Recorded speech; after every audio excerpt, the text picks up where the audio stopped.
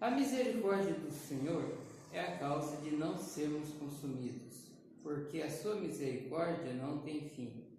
Novas são a cada manhã, grande é a tua fidelidade. A minha porção é o Senhor, diz minha alma, portanto esperarei nele. Amém? Pode começar. Nesta ocasião nós vamos falar aqui sobre a graça e a misericórdia de Deus, baseado neste texto do livro de Jeremias, capítulo 3, no versículo 22. A misericórdia do Senhor são a causa de nós não sermos consumidos, porque as suas misericórdias não têm fim. Amém? E é uma grande verdade, né? Porque se dependesse de nós erramos a todos os instantes, nós transgredimos os mandamentos de Deus a todo momento. De alguma forma nós estamos sempre cometendo erros, porque nós somos portadores de uma natureza humana que é tendente para o erro. E a nossa luta no dia a dia é justamente essa, né? Nós superarmos o nosso eu interior, nosso velho homem, e procurarmos agradar a Deus. A graça de Deus leva o homem a ter um coração quebrantado e possibilitando buscar o Senhor, muitas das vezes em prantos. De nada adianta o homem chorar se não for aos pés de Jesus. O fato de estarmos vivos e livres de qualquer situação de risco é justamente devido ao fato de que o Senhor Jesus tem sido misericordioso para com cada um de nós. Se não fosse a misericórdia de Jesus, nós já teríamos sido exterminados, né? Nós não estaríamos aqui louvando Deus, nós não teríamos aí o fôlego de vida, nós não teríamos aí o ar para respirar, né? Nossa saúde já estava debilitada. Mas Deus é bom em todo tempo. Em todo tempo Deus é bom. Amém? Por isso que Jeremias fala isso. Que a misericórdia do Senhor é a causa de nós não sermos consumidos. Por quê?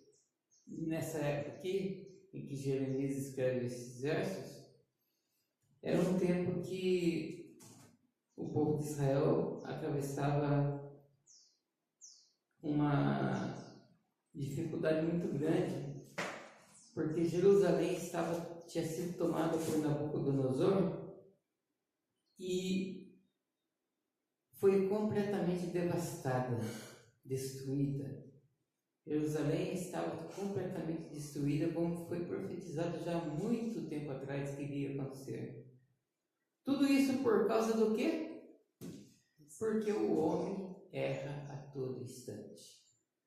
O povo de Israel estava transgredindo, cometendo transgressão em cima de transgressão e não voltava, não se acertava com Deus. Então Deus permitiu que Nabucodonosor viesse com seu exército e destruísse toda a cidade de Jerusalém. Meditando nisso, porque Jeremias foi um dos poucos que ficaram em Jerusalém. Apenas um pequeno remanescente ficou ali, enquanto os outros foram todos levados cativos para a Babilônia. Jeremias, ele meditando nisso, em tudo o que havia acontecido na destruição de Jerusalém, no caso de muitos terem sido levados para o cativeiro babilônico, ele meditando nisso, ele levou em consideração a misericórdia de Deus, porque se não fosse isso, Jerusalém não existiria mais. Deus tinha um plano para a cidade de Jerusalém.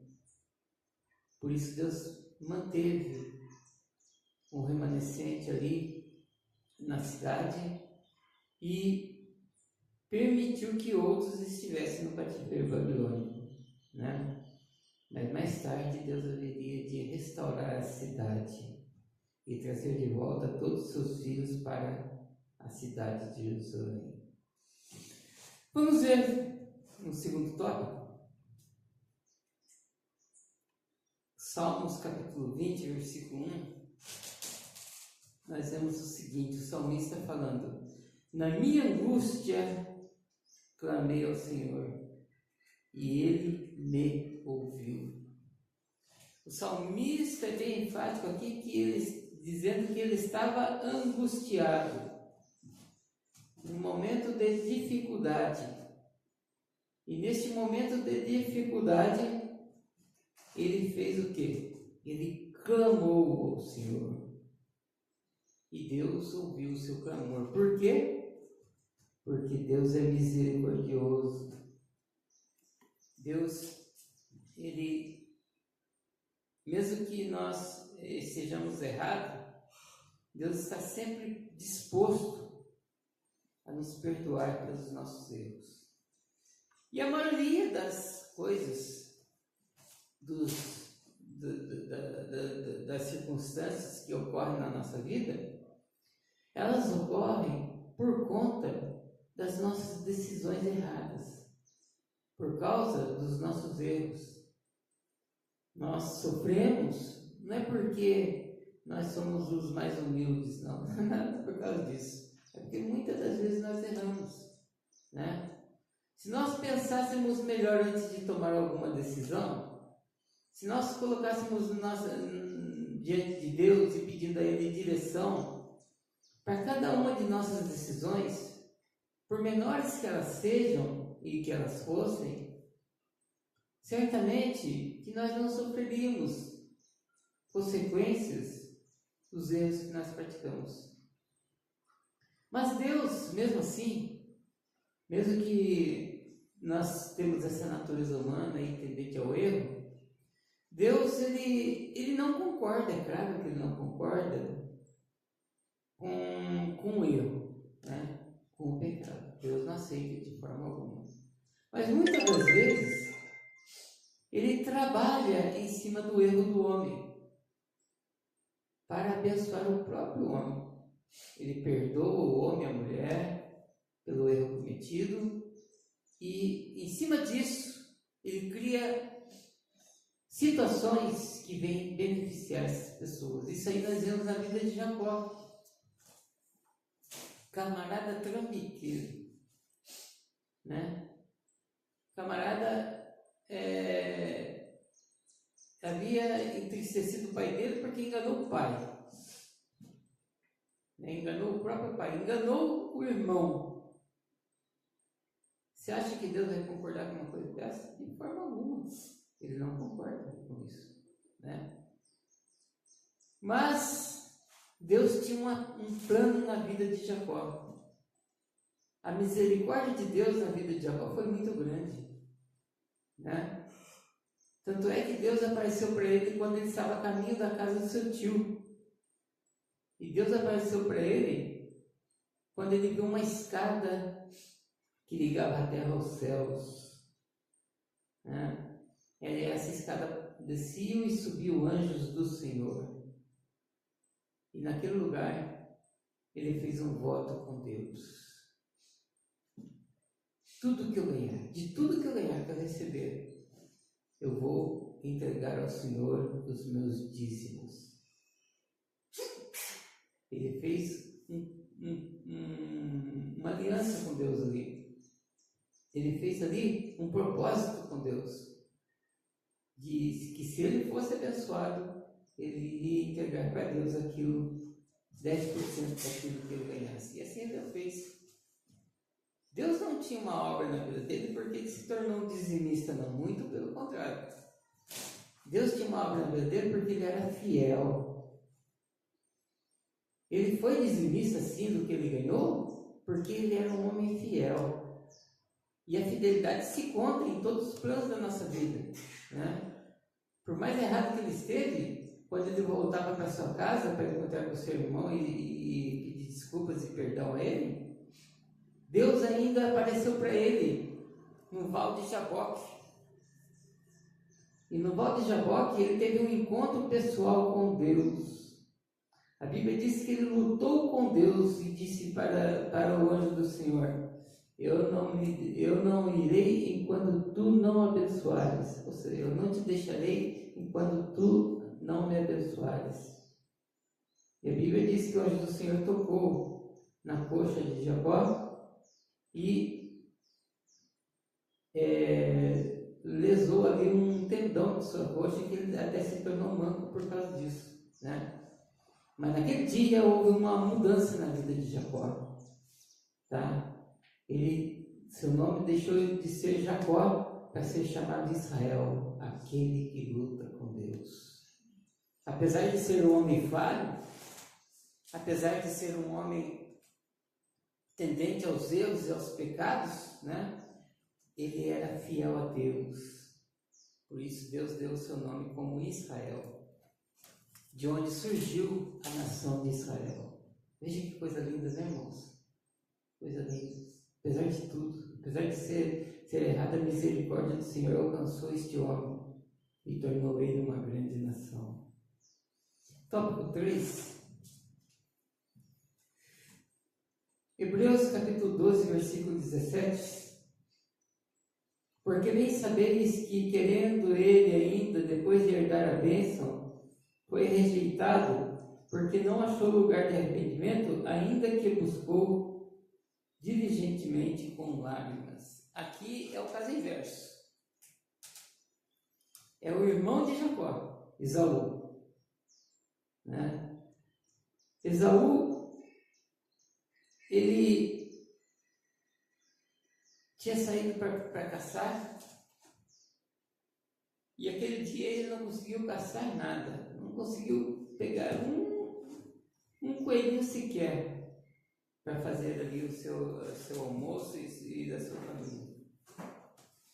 No final da tarde, quando ele voltava, sem nada nas mãos, e com certeza morto de fome, né?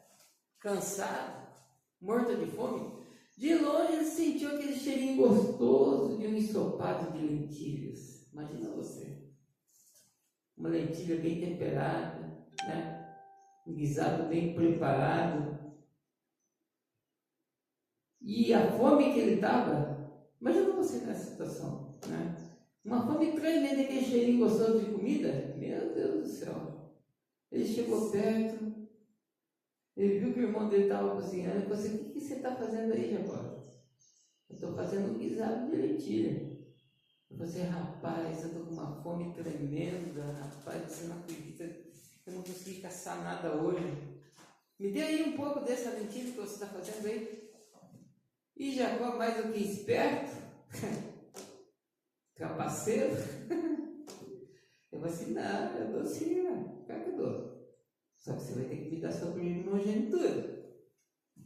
Você me dá o direito da sua primogenitura, que eu te dou o guisado de lentilha. E a primogenitura era basicamente a herança de seu pai. E não só a herança material, como também a espiritual.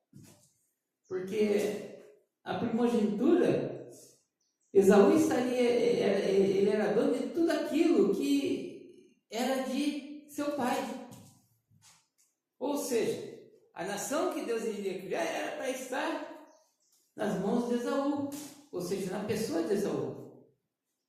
Ele falou assim: eu aqui com a barriga vazia, quase azul, verde de fome, né?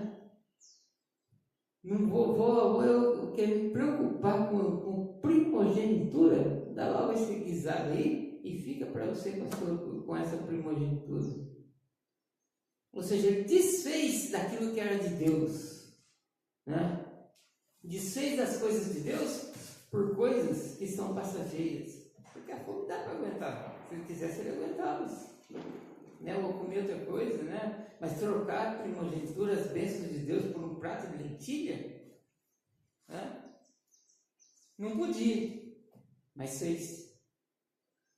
E quando ele viu a barbaridade que ele fez, o que ele havia aprontado, o erro cometido, a Bíblia diz que ele, querendo ainda ser o primogênito, querendo ainda herdar as bênçãos, ele buscou o arrependimento, ou seja, ele quis se arrepender, quis, mas ele não conseguiu, porque não achou lugar para arrependimento. Ou seja, ele ficou ali chateado, eu não devia ter feito isso, ele pensou consigo, né? Mas o arrependimento, ele não nasce na boca, nas palavras da pessoa. O arrependimento nasce no coração. E no coração dele não havia arrependimento. Por isso que a Bíblia diz que ele não achou lugar para arrependimento. Por isso ele foi rejeitado. Olha o perigo de viver uma vida aí de qualquer maneira, desprezando as coisas de Deus, né? Tornando as coisas de Deus uma coisa banal, né? O que muito acontece hoje em dia. Nós vemos aí líderes banalizando aí as coisas de Deus, né? E não deixa a fidelidade a Deus de lado, né? Não leva em conta a seriedade da obediência aos mandamentos do Senhor. E quando veem que cometem algo errado, apenas veem que cometem algo errado, sabem que está errado, mas não encontram lugar para arrependimento. Isso é o contrário do que aconteceu com Jacó, que muito pelo contrário disso, era fiel a Deus, né? Então, a misericórdia de Deus, ela é muito grande, porque Deus queria, na verdade, Deus queria realmente abençoar Esaú. Deus queria, né? Não era diferente do que Jacó. Esaú não agiu assim por conta de que Deus que fez isso. Deus não fez nada disso. Ele queria que Esaú alcançasse o lugar de arrependimento. Esaú que não alcançou. Por quê? Porque não era fiel a Deus. É só por causa disso. Veja como conta a fidelidade de Deus, né? A misericórdia do Senhor só cabe àqueles que são fiéis ao Senhor. Amém? Ela alcança o mundo aí fora. Alcança as pessoas que estão no erro. Para que essas pessoas cheguem a arrependimento. Só que essas pessoas não querem saber de arrependimento. Tópico 4. Segundo a Coríntios, capítulo 6, versículo 1. E nós, cooperando com ele, também vos exortamos que não recebais a graça de Deus em vão. Preocupação do apóstolo Paulo, de que, depois de pregar o Evangelho às pessoas, isso não tivesse sido feito em vão. Por quê? Porque nenhum de nós pode desperdiçar e nem esquecer da graça de Deus, para que a mesma em nós não seja em vão. Justamente por causa disso. Se nós deixarmos de lado a graça de Deus, o que acontece muito hoje em dia, tá? É muito fácil de acontecer. As pessoas deixam a graça de Deus de lado para seguir regras, para seguir ideologias, para muitas das vezes exaltar aí o ego humano. As pessoas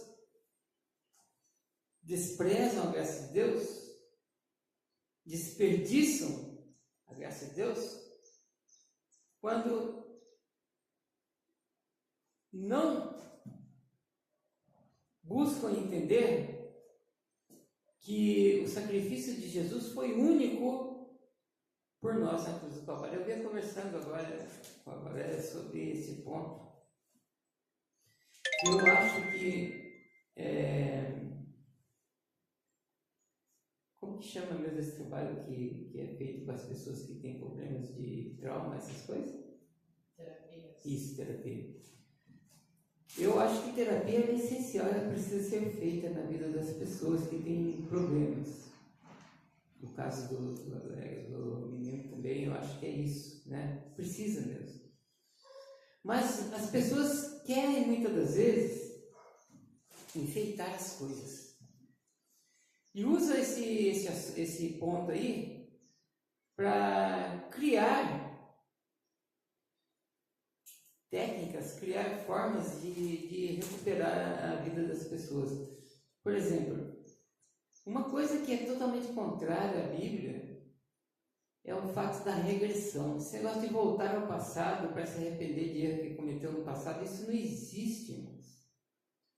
Quando você aceitou Jesus, Jesus te perdoou de todos os seus pecados. A Bíblia diz que deles Deus não se lembra mais.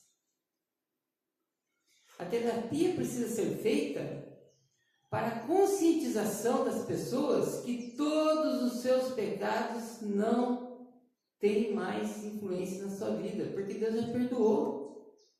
É assim que ela precisa ser feita. Não levar a pessoa lá no passado, lá não sei na onde foi acontecendo não sei o que, para que ela se arrependa daquilo que ela fez. Jesus já perdoou, para que vai fazer isso? Né? Então, as pessoas muitas das vezes desprezam a graça de Deus por causa disso, porque isso é desprezo à graça de Deus.